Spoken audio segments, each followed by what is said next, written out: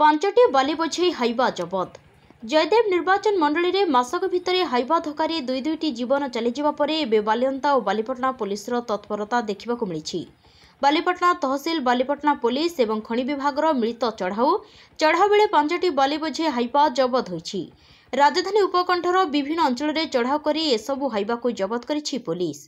चढ़ाऊ में बेआईन भाव बाली चालन करुवा जमापड़ा। आवश्यक के फर्म नथिबारु 5टी हाइवा को जबत करा जायछि।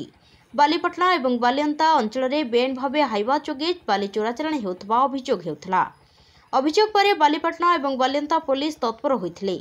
मंगलवार विलंबित राति बालीपटना पुलिस बालीपटना तहसिल और खनि संपद अधिकारी मिलित भाव चढ़ाऊ करथिले। एबे बाली माफिया किपरि राति अधरे बाली चोराचालाण कराजिबो काहाकू हाथ करी बाली चोराचालाण हेबो जोगाजोग करुथबा बेले बालीपटना थाना अधिकारी और बालीपटना तहसिल अधिकारी एबे रात्रिकालीन कड़ा चेकिंग करी 5टी हाइवा जबत करिथिबा पुलिस पक्षरु सूचना मिलिछि। Bureau report Jaydev news.